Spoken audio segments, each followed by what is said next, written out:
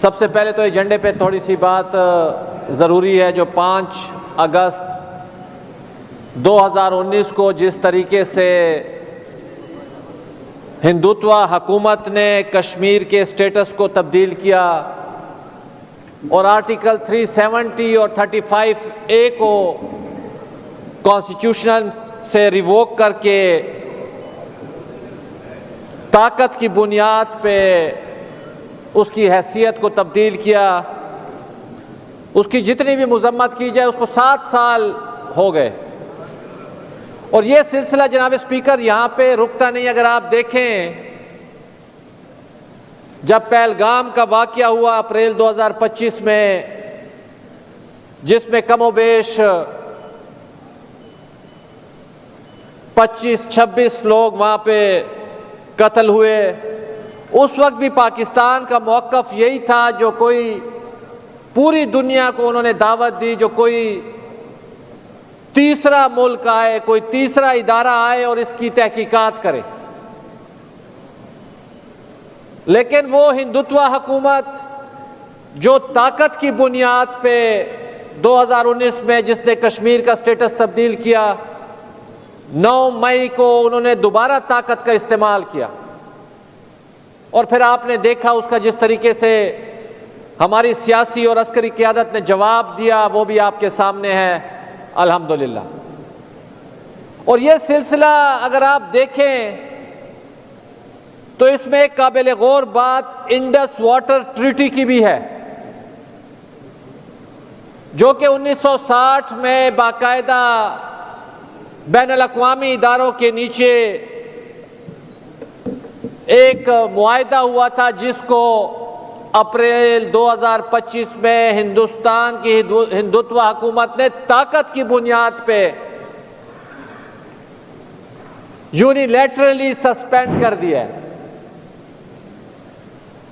لیکن یہاں پہ جس طرح میرے دوسرے بھائیوں نے بات کی میں بھی اسی کی موقف کی تائید کروں گا، اور مولانا صاحب نے بڑی بہترین بات کی جو ہم وہ موقف اس بے بنیاد طاقت کے خلاف نہیں بنا سکے، دنیا میں وہ آواز وہ حرارت پیدا نہیں کر سکے جو بے بنیاد طاقت کا مظاہرہ اس ہندوتوا حکومت نے کیا. ہمیں چاہیے تھا جو ہم پوری دنیا میں اس کی ایک لابنگ کرتے، جس طریقے سے کشمیر کا سٹیٹس تبدیل ہوا، جس طریقے سے انڈس واٹر ٹریٹی کو یونیلیٹرلی سسپینڈ کیا گیا، جس طرح پہلگام واقعے میں ہماری ٹیریٹوریل باؤنڈری کے اوپر حملہ کیا گیا، اس بے بنیاد طاقت کی ہم وکالت نہیں کر سکے پاکستان جس طرح ہمیں کرنی چاہیے. میں چاہتا ہوں آج اس اسمبلی سے یکسوئی کے ساتھ ایک آواز جانی چاہیے جو 5 اگست 2019 کو جس طریقے سے کشمیر کا سٹیٹس تبدیل کیا گیا، چاہے وہ روایتی ریزولوشن کے تحت جانی چاہیے، چاہے وہ کسی اور شکل میں جانی چاہیے، لیکن یہ یکسوئی کے ساتھ جماعتی وابستگی سے بالاتر ہو کے، اور میں ڈاکٹر صاحب کی بات کی بھی تائید کروں گا جناب اسپیکر، اگر ہم دنیا میں بے بنیاد طاقت کو غلط دیتے ہیں، غلط تصور کرتے ہیں اور اس کے خلاف لابنگ کریں گے تو اپنے ملک میں بھی اپنی سیاسی آوازوں کو طاقت کی بنیاد پہ اگر آپ ختم کرنا چاہیں گے تو اس کی وکالت بھی ہم نہیں کر سکتے. جناب اسپیکر، جو آپ کے اصول ہوتے ہیں، جو آپ کے پرنسپلز ہوتے ہیں، وہ موقف جو ہوتا ہے وہ حالات کے ساتھ تبدیل نہیں ہوتا. ہمارے کچھ ساتھی ہوتے تھے، یہ جب ان کی حکومت ہوتی تھی، یہ لائٹر نوٹ میں کہہ رہا ہوں، ان کو یو ٹرن کہا جاتا تھا. اس وقت ان کی بڑے اچھے تعلقات تھے، بڑے اچھی لو سٹوری تھی، تو بس یہ جب کوئی بات کہتے تھے تو اس کو وہ یو ٹرن لے کے جسٹیفائی کرتے تھے. آج اسی کا خمیازہ یہ بھگت رہے ہیں. ہمیں افسوس ہے جب کوئی بھی پولیٹیکل لیڈر جیل میں ہو، کوئی پولیٹیکل ورکر کے اوپر سختی ہو رہی ہے، بائی گاڈ میں آپ کو کہتا ہوں اسپیکر صاحب، ہمیں دکھ ہوتا ہے. اور ہماری روایات اس صوبے کی اوروں سے مختلف ہے. جب بھی کسی کے گھر کے اوپر پریشانی ہو، چاہے وہ جائز ہو چاہے وہ ناجائز ہو، اس پہ ہمیشہ اس پریشانی میں ہم لوگ خوشیاں نہیں مناتے، چاہے ہماری ان سے سیاسی وابستگی ہو یا نہ ہو. لیکن ہم ایک بات ضرور کرتے ہیں، اگر موقف آپ نے رکھنا تو اس کی بنیاد ہونی چاہیے. جس طرح میں نے آپ کو کہا، اگر دنیا میں ہم بے بنیاد طاقت کو بے نقاب کرنا چاہتے ہیں تو اس بے بنیاد طاقت کو اندرونی ریاستی معاملات میں بھی ہم بے بنیاد طاقت کے استعمال کو بے نقاب کریں گے. اس طرح نہیں ہو سکتا جب کل آپ کے تعلقات ٹھیک ہو تو پھر آپ کا یہ جائز ہے. یہی لوگ ہوتے تھے دنیا کے ہر کونے پہ سیاسی جماعتوں کو بدنام کرتے تھے، چور اور ڈاکو کا لفظ استعمال کرتے تھے. آج بھی ان کی یہی پریکٹس جاری ہے. اور جس طرح ہمارے ساتھیوں نے بات کی جناب اسپیکر، دہشت گردی اس صوبے کو لپیٹ چکی ہے. جناب اسپیکر، کس کس بات پہ ہم دعائیں مانگیں گے، غم کریں گے؟ سوات کے واقعے پہ کریں گے، باجوڑ کے واقعے پہ کریں گے، ٹانگ کے واقعے پہ کریں گے، ڈیر اسماعیل خان کے واقعے پہ کریں گے. جناب اسپیکر، آپ نے ایک کمیٹی بنائی تھی. یہ بڑی سنجیدگی کا وقت ہے. یہ صرف تقریروں سے نہیں ہوگا، یہ ہماری ڈیلیوری سے ہوگا. ہمیں اپنے اختیار کو ایکسرسائز کرنا پڑے گا. اگر آپ اپنا اختیار ایکسرسائز نہیں کر سکتے تو ہمیں ایک مضبوط فیصلے لینے پڑیں گے. یہ نوکریوں کی خاطر، یہ چھوٹے چھوٹے جھنڈوں کی خاطر ان منسٹریوں سے بغاوت کرنی پڑے گی. یہ نہیں ہو سکتا جو آپ یہاں پہ منسٹریاں بھی انجوائے کریں اور یہاں پہ آپ مگرمچھ کے آنسو بھی روئیں. آئیں، ہم آپ کے ساتھ ہیں. مزہ تو تب ہوگا جو کہے گا میں اس کرسی پہ نہیں بیٹھتا کیونکہ یہ بے اختیار ہو چکی ہے. مزہ تو تب آئے گا جو اس کرسی کو آپ لات مارے جو میری نہیں مانی جاتی. تب ہم آپ کو ان کندھوں پہ اٹھائیں گے.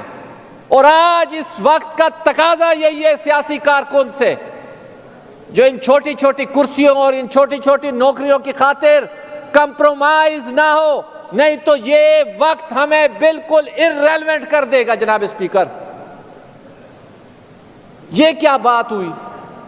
ہمیں بھی پتہ ہے آپ لوگوں کے پاس اختیار نہیں ہے، لیکن آئے میدان میں نکلے جو کہہ دے یہ بات میرے پاس اختیار نہیں ہے، اختیار کوئی اور ایکسرسائز کر رہا ہے، تو پھر ہم آپ کی بات مانیں. آپ جھنڈے کی گاڑی میں بیٹھنا پسند کرتے ہیں، آپ 2-4 نوکروں کے دفتر کو استعمال کرنا پسند کرتے ہیں اور یہاں پہ پھر آ کے روتے بھی ہیں.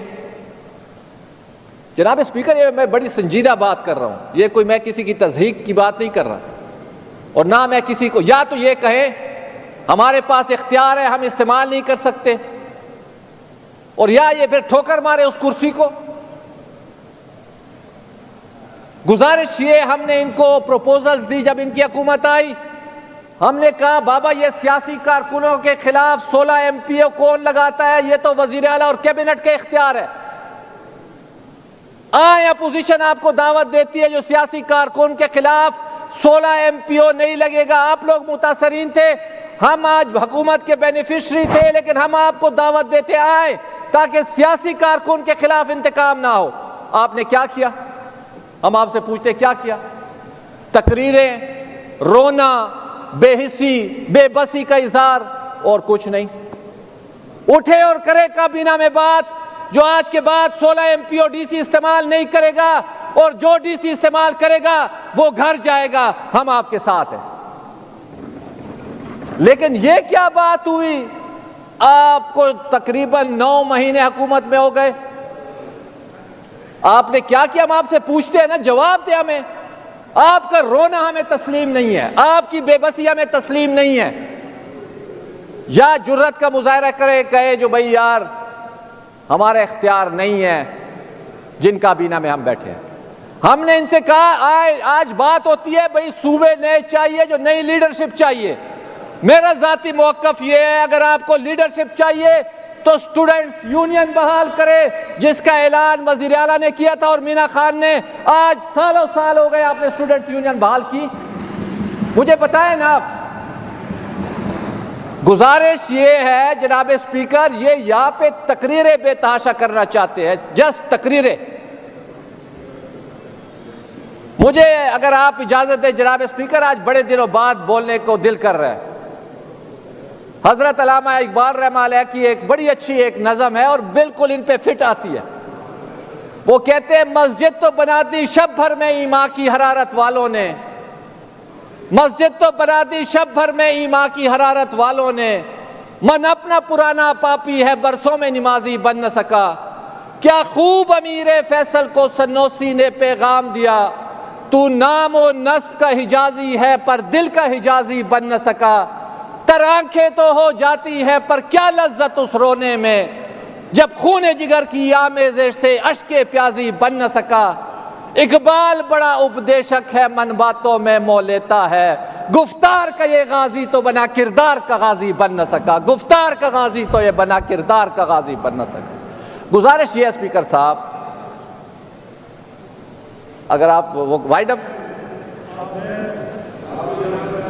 میری گزارش یہ ہے جناب اسپیکر، میں نے اس لیے آپ سے بولا. میں اصل میں یہ سمجھتا ہوں کہ اس سے ڈائیورٹ ہو جائے گی بات، اور یہ ایک ایسی چیز ہے نا کنڈی صاحب، میں جب 1608 کا ذکر کرتا ہوں بہت سارے میرے مہربان خفا ہو جاتے ہیں. اس خطے کو پہلے ایسٹ انڈیا کمپنی کی اسٹیبلشمنٹ نے، ملٹری اسٹیبلشمنٹ نے، جو انہوں نے اس وقت اجرتی بھرتی کیے تھے، پھر تاج برطانیہ نے اسی کو ریفائن کیا، تو وہی پاکستان کے ایسے میں آئے نا، جو تاج برطانیہ کی ریفائنمنٹ تھی اسی کو ہم نے اڈاپٹ کر لیا. تو دیکھیں جو چیز ہے کیسے وہ ساری سیاسی جماعت، میں ہمیشہ یہ کہتا ہوں کہ میں سیاسی جماعتوں کے کارکنوں کو، ان کے کابرین کو، ان کے لیڈرز کو میں ہمیشہ خراج تحسین پیش کرتا رہوں. ملٹری اسٹیبلشمنٹ تو قابض ہے نا، وہ تو پہلے دن سے قابض ہے آپ کے اوپر. پاکستان بننے کی رات تک بھی قابض تھی اس کے پاکستان.